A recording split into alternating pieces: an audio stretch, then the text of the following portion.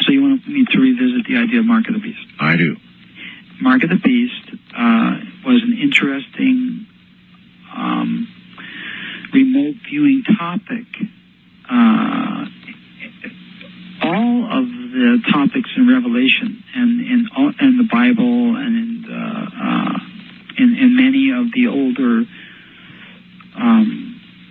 not necessarily apocalyptic texts, but the prophets of old, the true prophets, who didn't volunteer to be prophets, they were called upon to be prophets, and they wrote what they were given. This idea of the Mark of the Beast, we remote viewed that years ago, and actually I spent a lot of time on it myself, and I stand by what the results are. Anybody who's trained in even some of the intermediate remote viewing skills that we teach can be taught to discern the same results, and that is an AIDS vaccine. The Mark of the Beast turns out to be an AIDS vaccine. Somebody 2,500 years ago was looking 2,500 years in the future, and that particular idea is what the only way that they conceptualize it 2,500 years ago was to call it the Mark of the Beast. Well,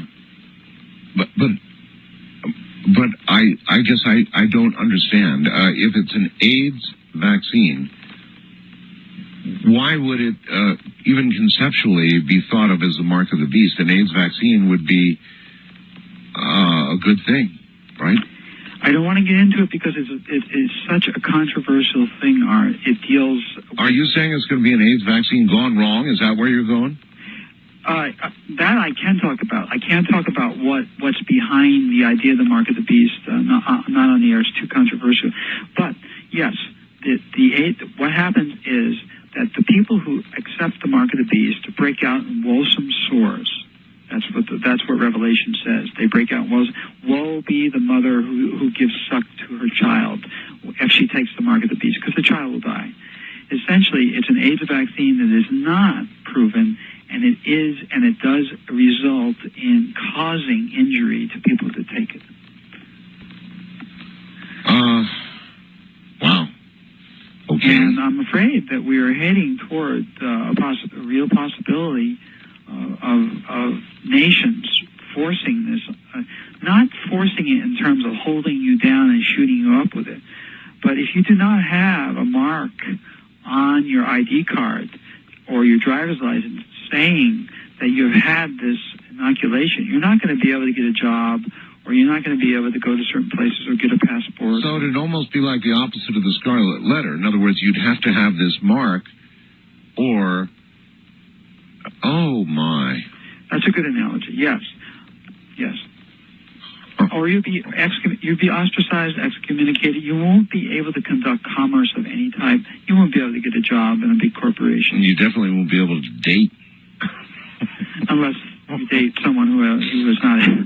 That's right. Who doesn't have that mark. One of the unmarked, right? Yes.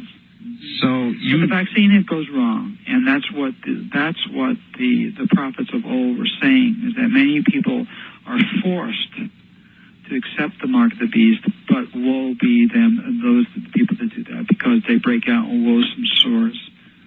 The vaccine goes wrong. It's not proven. Well, vaccines have been known to go wrong, indeed, and they keep we keep getting news blurbs and flashes about a possible AIDS vaccine, and the story is big for a day or two, and then it goes away, and you never hear about it again. I bet I've heard 50 of those, Ed, since we've been aware of AIDS.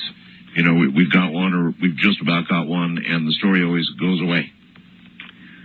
Well, the pandemic is so huge that it's very attractive in a number of different ways to come up with to research a vaccine.